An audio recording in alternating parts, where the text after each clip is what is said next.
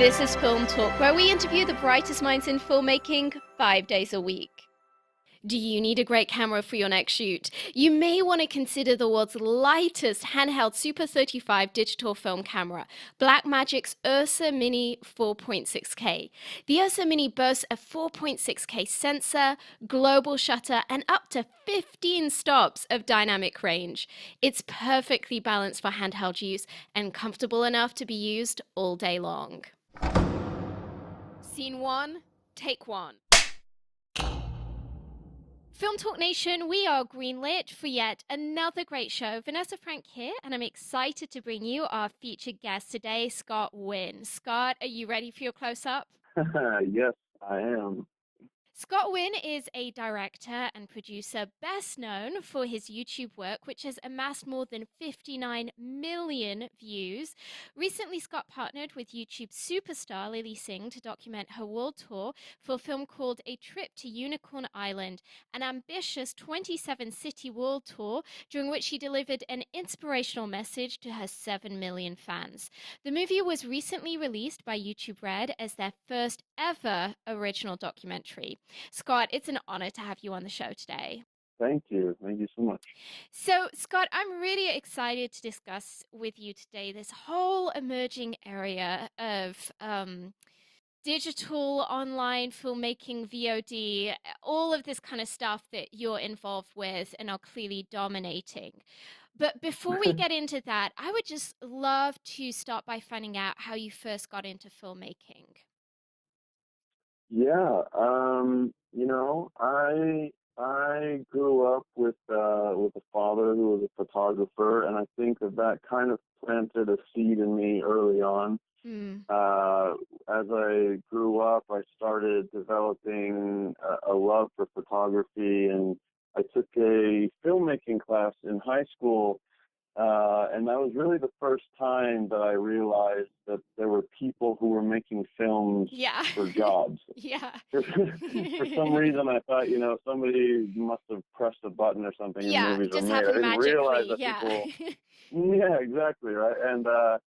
And so that really interested me, and I was in the middle of getting ready to go to university to study medicine and become a doctor. And I started kind of feeling torn because I was developing this love for filmmaking and photography, and while I was at university, there was a film festival advertised, and I said, you know what, I've never really made a film, but why not try now, Yeah. So I kind of scrounged up what I had. I borrowed a camera from a roommate and put a little story together. And it was an amazing experience. I ended up winning the film festival, and through the whole opportunity or experience, I guess I really learned that I loved it. So I kind of started doing it as a hobby. I kept studying medicine, and I kept trying to, make films in my spare time. And over the next couple of years, I really just discovered that it was more than just a hobby to me. It was something I started really, truly becoming passionate about.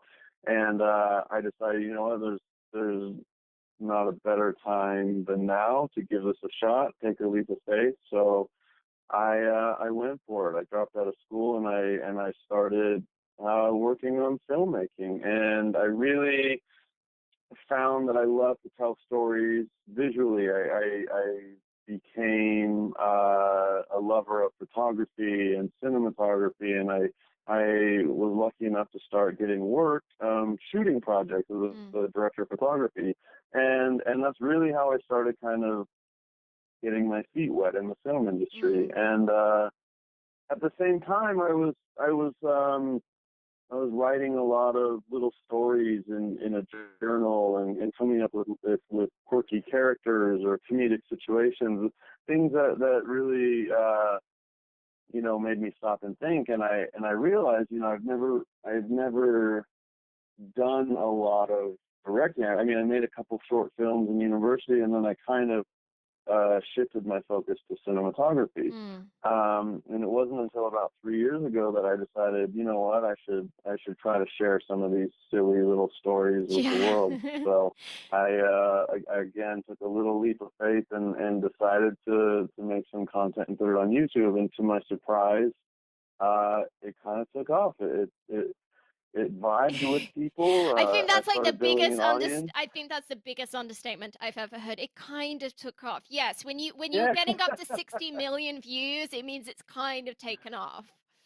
Yeah, I mean, I was honestly shocked. I write all original music for my YouTube videos as well. So Yeah. after the first video, it hit 1 million views in a week, and the song ended up making it in the iTunes pop charts in the top 100. I was like completely blown away, and realized, let's see what happens. And I've been doing it for 3 years now, and it's been So, a total dream come true. in terms of this career that you have on YouTube, I feel that there's a real perception from people that, oh, I'm just gonna throw up this video on YouTube and it's gonna go viral and I'm just gonna make a ton of money that way. And they don't realize just how competitive of a market it is. I mean, I don't even know what the stats are. You probably know way better than I do, but it's I mean, a terrifying amount of video content being uploaded every day that's all competing for that same audience. What did you do to get that first spark, like that first video that went to 1 million views? Do you have a magic sauce? Like how did that happen? Honestly, it was a little bit of luck, a little bit of, when I made the first YouTube video, I almost made it um, in spite of YouTube. I was trying to basically prove that there was a viral formula, even though it's a lot more complicated than that. But essentially, with my first video was all about flying kittens in extreme slow mo, and I wrote this hip hop dubstep song. So I was really So you were trying to like hit all the right you were keywords. like reverse engineering YouTube. Exactly, exactly. So I went about it, a little bit kind of jokey, but I also was like, I want to see if there's a little bit of a formula at the same time. So I Yeah. kind of put all these elements together, and sure enough, it really stuck. That is insane. Did you have that moment where right out the gate this works and you get 1 million views? Do you have that moment where you're just like sat in your bedroom just being like, "Oh my gosh, I've hacked the system. I've actually done it." I think I was more in shock because I've never had so many people at once see my work. I remember Yeah. in 1 week going from 0 subscribers to 6,000 Oh my subscribers gosh. with hundreds and hundreds of comments asking me what the next video was, and Yeah. more than anything, I was overwhelmed. I was like, what Well, did I just do? Did I break something? how do you even handle when you have such a huge fan base and all these people commenting, and I would imagine having a certain measure of interactivity is part of the formula of what makes and keeps someone successful on YouTube. How do you handle such a large community and not lose your mind?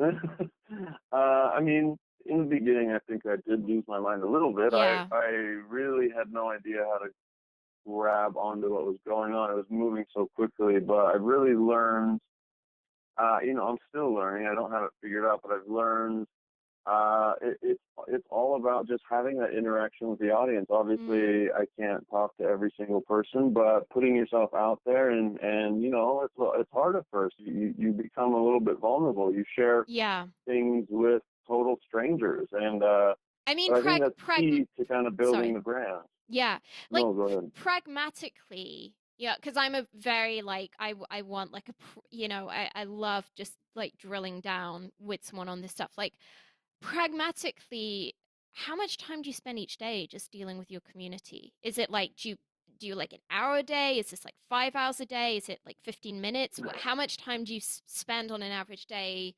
interacting with that community? Um, I do it a lot more now than I did in the beginning. Again, because it's something that I'm still learning, and in the beginning, I didn't realize how important it was Yeah. to connect with the audience and interact with the audience. So doing it a lot more now. I mean, it's not really like sitting down and interacting with people for 2 hours or 3 hours. It's more like, you know, a little bit here, a little bit there. When I Yeah. find free time, it's for me. It's been, you know, I just started blogging, which is like a brand new thing for me. I just started doing it at the beginning of this year. I've just started using other social media like Snapchat and other ways for the audience to get into my life. And I think that that's been really huge in connecting with the audience, because Mm. instead of necessarily sitting down and responding to comments or emails, Yeah. I'm kind of giving a glimpse into my life through Yeah. vlogging or through Snapchat or Instagram. So I'm trying to be more conscious about, you know, not only posting regularly, but also posting unique content to Mm. each platform, so the fans feel like they're getting to Yeah. see like lots of different sides of me. Yeah, So. absolutely. So, in terms of this transition into long form, you have put together this brilliant film, A Trip to Unicorn Island, which is, I think, is really ambitious in terms of the scope of what you've done. I've seen a lot of similar documentaries where it's a little bit like, oh, we'll just, grab some footage and like throw it all together in post production and, like intercut it with some interviews and it'd be awesome. And what becomes very apparent fairly early on in your movie is just that the level of intentionality. You do kind of like this opening sequence, which I would imagine must have been like quite a bit of VFX work to pull Mhm. off what you did. And so you do this significant, really beautiful opening sequence, which to me was very much a sign of this is something that someone does when they're wanting to make a play for bigger things. It's not just, oh, I'm a YouTube guy and I'm kind of, I've been given this opportunity, so I'm going to throw some stuff together and tick that box. It Mhm. really came across as this is a positional statement of me really showing what I can do as a director. And it really seemed to me like you were leveraging to the full uh to the fullness that opportunity that you were given. How has it been for you making that transition from, kind of doing these shorter videos to suddenly it's like, oh, we have this feature length documentary we're putting out? Was that kind of a struggle, or like how was that experience for you? Well, first of all, thank you so much for what you said about the film, especially the opening, because that was something I really went into consciously as a filmmaker. You know, I've never really done a lot of documentary, and so going into this film, I really wanted to have, you know, as much as my mark as possible as a Yeah. storyteller and a filmmaker. So I wanted to try to implant some of those more narrative moments. It's really nice It to was hear that very you noticed cool. It that. was very cool. As a filmmaker, I really enjoyed it. And I thought Oh, I, thank I you. felt like what was so interesting for those that haven't seen it, it's kind of this extended sequence where the camera kind of floats through the protagonist's house and you see her walking in and out of frame in different parts of the house in a way that can only be done if you've kind of done it through VFX. It's beautifully executed, and what you see for this whole sequence is like this interactivity of the protagonist fans and their tweets and their messages. And it's like a very interesting visual depiction of that kind of virtual world that this protagonist lives in. I mean, did Yeah. you, when you're looking at this, are you kind of looking at this as this is the first in a line of feature length movies I'm doing, or for you was this more of a kind of like, hey, it's a free trip around the world and No, no. It's, you know, uh, before I fell into YouTube, I really was trying to figure out how do I become a filmmaker. How, you know, there's got to be some sort of guideline or something, but really there's nothing. I mean, there's like just, you know, when I'm going to pre-med, I've got a book that tells me exactly how to become a doctor. When it comes to film, you basically have a giant hole in the ground with a sign at the bottom that says good luck. Yeah. So it's like Yes. it's me. Yes. A lot of it was me just trying to figure it out, and really, I went about it originally in more of a traditional sense. I moved to Los Angeles for a little bit. I really just wanted to, make feature films, make television series, Mm. all those typical dreams that young filmmakers have. We want to see our names at the end of a movie on the movie screen, and ultimately I found YouTube, but I was creating content that was so different than most YouTubers. I was trying my hardest to tell stories and create characters, and I think people started noticing that. The right people started noticing that. Yeah. Brands started noticing, celebrities, studios, and some of these opportunities started coming up to tell stories on a larger scale and off of YouTube. So when the opportunity came to me to pitch as a director on a trip to Unicorn Island, it was very Oh, so exciting. you actually had to go through doing a director's pitch and kind of competing with I other did, directors. yes. Well, Do you, and how do it's you, kind of a oh my gosh, I so want to ask you about this because it's something I'm walking through right now. How do you feel about yeah. the whole like director's pitch thing? Because it seems to me like, okay, so I'll tell you kind of what I think. On one hand, I think that I totally get why executives would want that when a movie's a big investment, and particularly if you're a new director, they need to see that. And I get that as a director, it can help you kind of clarify your vision and do a lot of the groundwork. But at the same time, it's almost like back in the day, you'd get the job and then you'd figure out what you were going to do, while you're being paid for that time. And now it's like to do a decent pitch, you have to put in like 50 hours and they might be interviewing 10 Hours other and people, hours. right? Like Well, what do you and kind to of be think of that honest, whole thing? I've been a little bit spoiled because of the audience I've been able to build on YouTube and the views. I'm used to a lot of brands coming to me. Yeah. Almost every video I do is a collaboration with a brand, whether you know it or not. Yes. And uh, Hmm. and and 9 times out of 10, it's the brand coming to me and saying we want to work with you. So I've been spoiled where I don't do a lot of director's pitches. I've Mm. been I've been commercially represented in the United States and in Germany Yeah. and such, and a lot of times it just ends up not being worth my time to sit and pitch against other I directors know, right? when Like it's I'm crazy. getting jobs straight off the bat, So But so on Unicorn Island, you actually did have to go and do the whole pitch thing. well, sort of. It's a funny story. The person who hit me up was a big fan of my work. Had been following me for a long time, and they said, "Look, we've got this project. We think you'd be perfect for it." Mm. And I said, no. I said, honestly, I'm not in a place right now where I'm ready to move into features. I still have a lot to do on YouTube I want to do, Mm. and especially documentary. I wasn't excited about doing a documentary. They convinced me to at least hear the pitch, to check out Lily, do a little bit of research. So I was like, all right, fine, I'll hear you out. So I get on a call with some of the execs over at Astronauts Wanted, which is actually their great team. Judy McGrath, who comes from MTV, and she's done a million amazing things. Mm. So I had a call with them, and they really told me that they'd like me to pitch. And so, it's kind of this like, yeah, I'm pitching, but at the same time, they're like, come on, you should pitch. We Yes. really think you'd be good for this. So, Yes. after giving it some thought and after kind of doing some research on Lily, I realized that Lily and I had a lot in common. I kind of felt an emotional connection to her without even knowing her. And I started thinking about it. I was like, this would be a good opportunity Yeah. to kind of get my feet wet And then there's the in the whole feature like, film hey, it's world. a free trip around the world thing, which doesn't exactly Yeah, hurt, that was right? an added bonus. Oh my gosh, we all need Yeah, gigs so like so that. that's how it all happened. Yeah, wow. And so are you really viewing this now as this is the first in a line of many kind of longer form movies? Kind of Yes, moving this is away. really Yeah.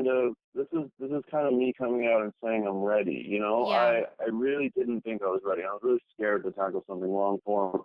But this was so good for me because I've had a lot of opportunities to try to do longer form material, but I've turned them all down. I just haven't felt ready. Mm. And now more than ever, like, it's amazing because now I'm working on my first narrative feature film with one Cool. of Hollywood's biggest producers, and I'm working on series and like all these different long form projects. Which now I'm like, all right, bring them on. Mm. I'm ready. You know, Mm. I think it was a really good exercise to do this Yeah. first one with Willie because I feel ready for it.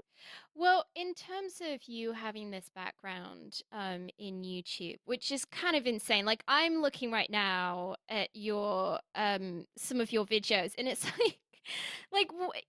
your high school dance battle video has over 45 million views, which is insane. I mean, that's like completely nuts, right?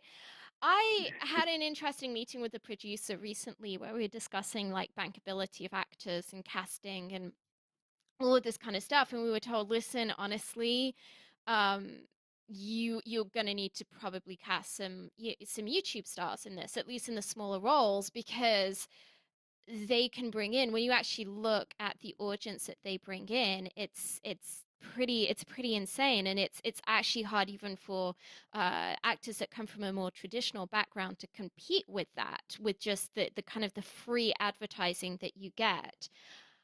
Are Right. you kind of thinking, as you're someone who clearly is very good at figuring out how to reverse engineer these things and kind of work with the system rather than against it, in terms of this new project you're developing, are you thinking down those lines of, hey, I'm going to leverage the relationships I have with YouTube superstars and make sure that that we get that kind of free advertising push through some of the casting, or are you really just wanting to go very traditional with it?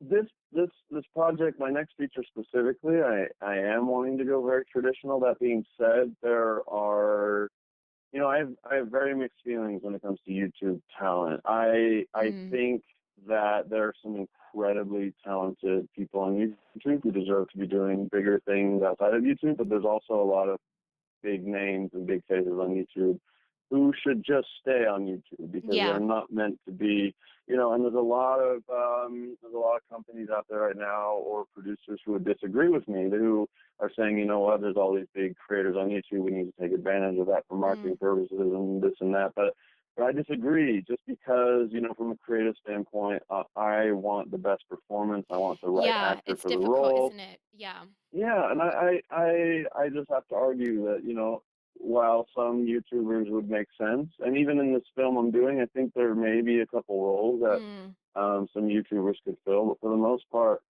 to me, whether they're a YouTuber or not, it's all about just finding the right talent, the right yeah. actor, the best actor. So Yeah, I absolutely agree. It's hard if you can find someone who encapsulates both, then that's a dream situation that be foolish to not take totally advantage of. But I think that one really has to keep asking oneself, would I still cast this person if they didn't have the full following behind them?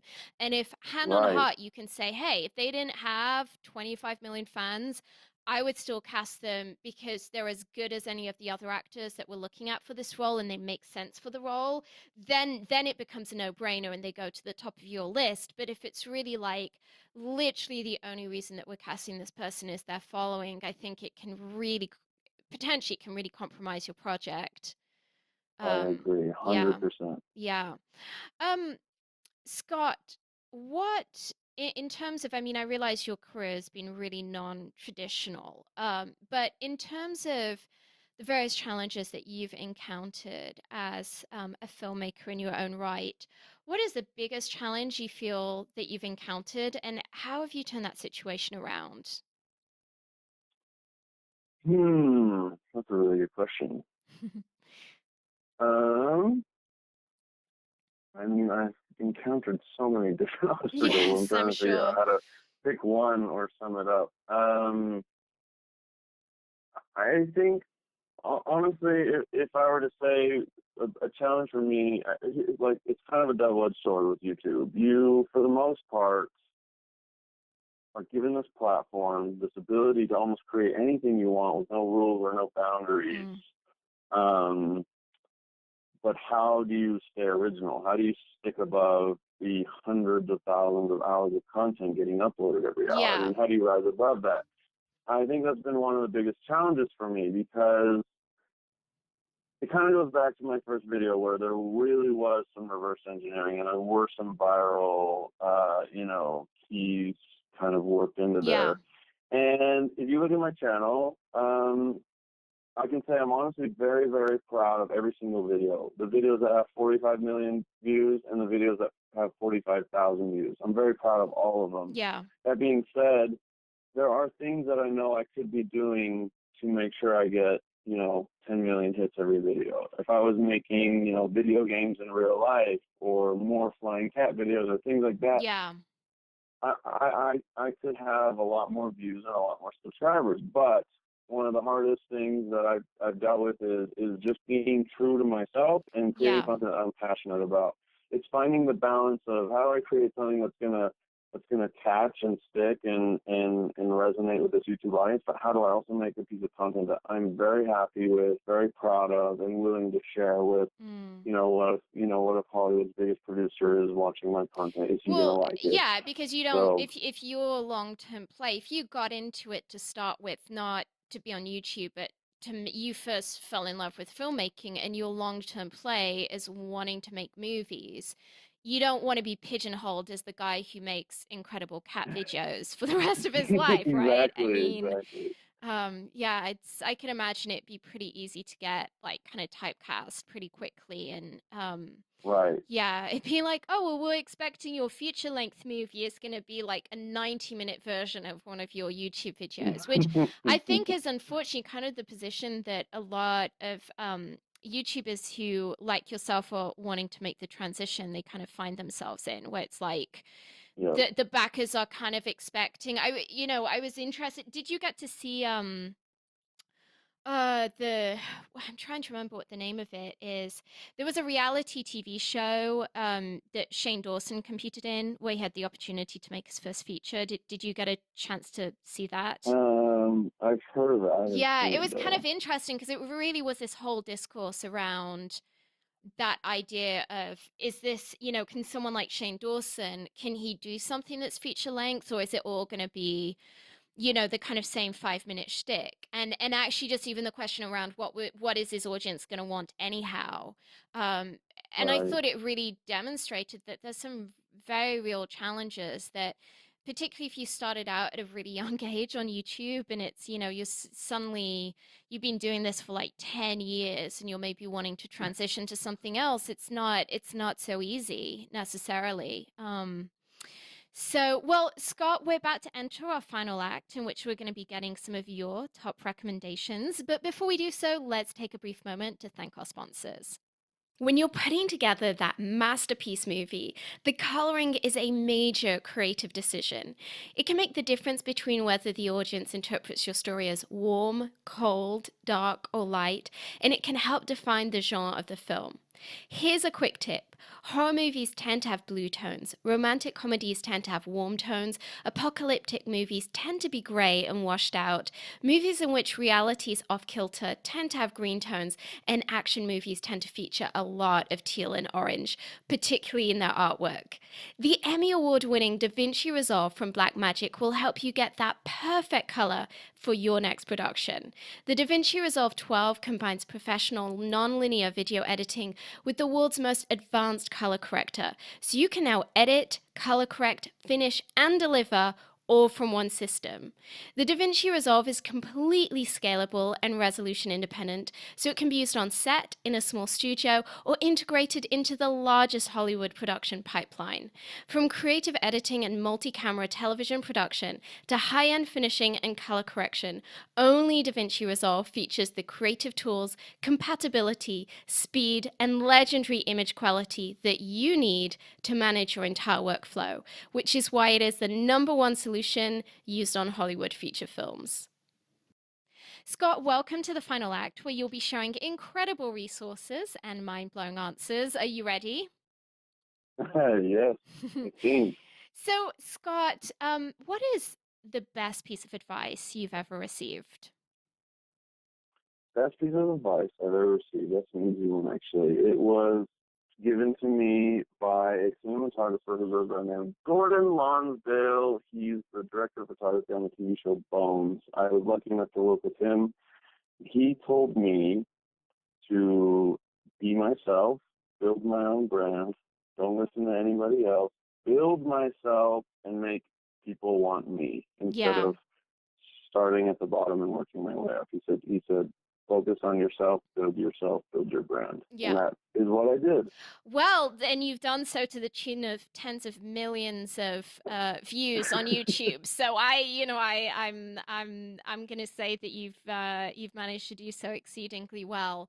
Um, Thank you. Scott, if you kind of looking forward into your career, if you had just one movie to stake your entire career on, what kind of movie would you want it to be, and what talent would you want attached? Oh, geez.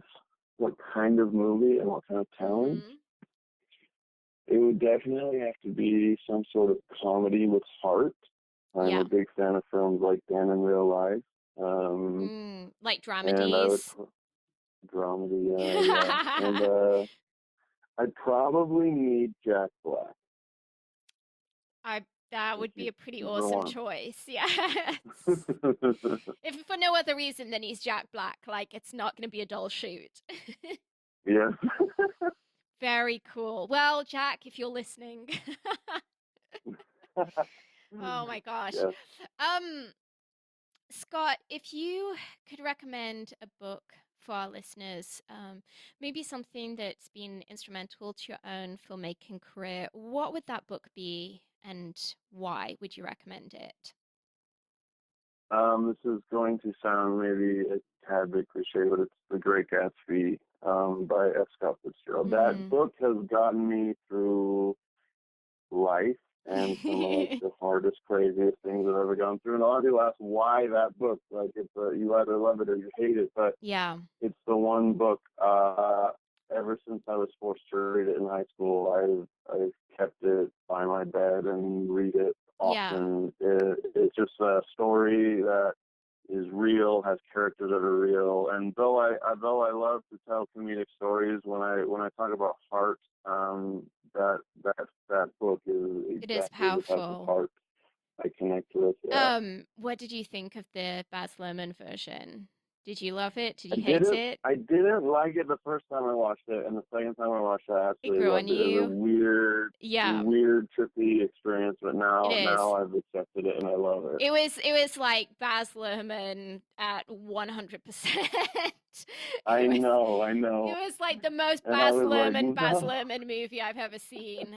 Yes, I had a friend of mine who got to work on it, and I was so envious of her, so envious because I'm like, that must be epic. You know, if you're working on a Baz Luhrmann movie and it's The Great Gatsby, like you're going to be shooting epic party scenes for months. Like there's never going to be a dull day at work.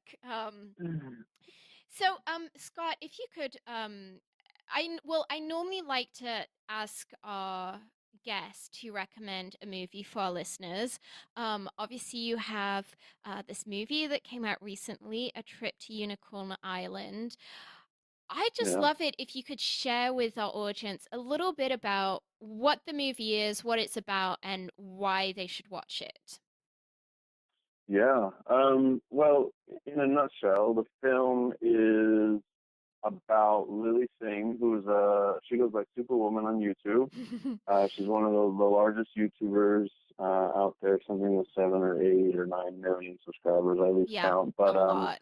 very successful YouTuber. She's a comedic performer, a singer, a dancer, sketch artist. She does all sorts of things. She's very, very talented. And she decided that she wanted to bring her channel to life in the form of a live show. And this Hmm. was kind of her coming out and creating a world tour and taking it to her fans.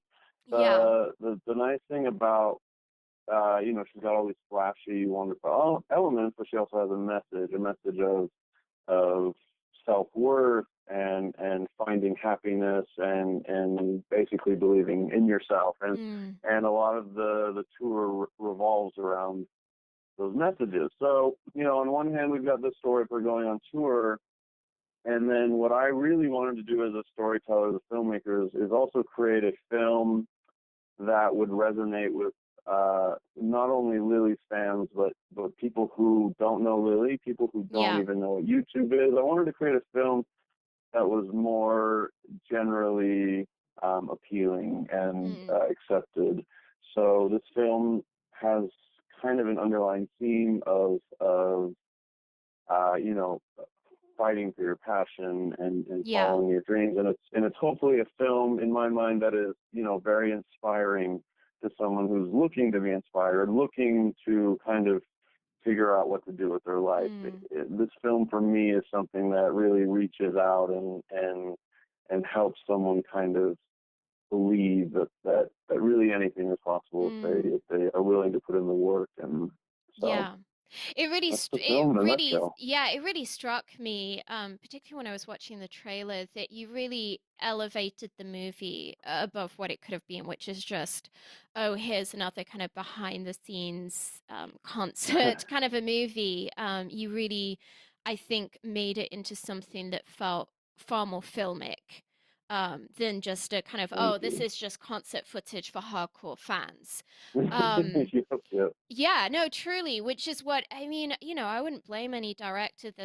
We can all get lazy at times and it's easy to just be like, you know what, I'm just going to shoot some really pretty concert footage. And I think the fact that you kind of went that extra layer and just wanted to figure out how can this just be a great movie even for someone who's not even a fan of hers. How can this really have its own story arc and its and a little bit more heart to it. I think that was a really astute choice. So how many, I know it was a world tour. I'd love it if you would tell our audience a bit about like how where you went on this tour. Yeah, so we started in Toronto. That's where we're released from. So we spent about a month in Toronto doing, kind of pre-production for the tour, rehearsal, and then the tour kicked off in India. Oh I can't remember gosh. how many.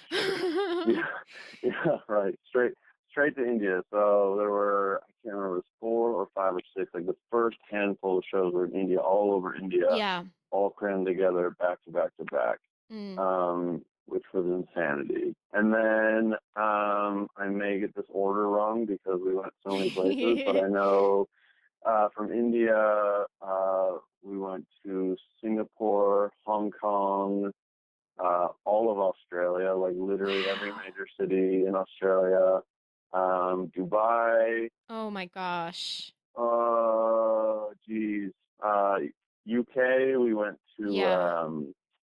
So I mean, you went to three like cities in the every UK, continent, every continent. Yeah, and then we and apart from then we Antarctica, I guess. You know what? Seriously, when you guys do the sequel, you have to bring me along. I'm like, I'm packing my bag right now. It sounds amazing. So, how many of you were on this tour together? Well, in the beginning, the crew was very, very, very small. Even from the very beginning, when it was the Yeah. biggest our crew was, the biggest our crew ever got was still less than 10 people. And Wait, is that uh, including Lily's crew as well? no, no, no, no, just the film crew. The film Okay, so you crew had was a film literally crew of like me. 10 at the most, and then you had how many people were traveling with Lily? Oh man, Lily had her 8 dancers, her manager, her assistant, and then like 5 or 6 people who are actually like part of the tour company. Yeah. So I mean, there was a good number of people. Once Yeah, it's we like the started traveling circus is in internationally, town. Oh my oh man, gosh. yeah. We really slimmed down our crew to like Yeah. 2 or 3 people once we started traveling, but Mm. still a lot of people. Amazing. So, Scott, if you could, as someone who is clearly very tech savvy, if you could recommend a website or an app for our listeners, something that might be of real help to them as a filmmaker, what would that be and why? Oh man, there's a lot of great tools I use. I guess when you say app, the first thing that comes to mind is Sun Scout. Yeah. It's an app that I use on every shoot.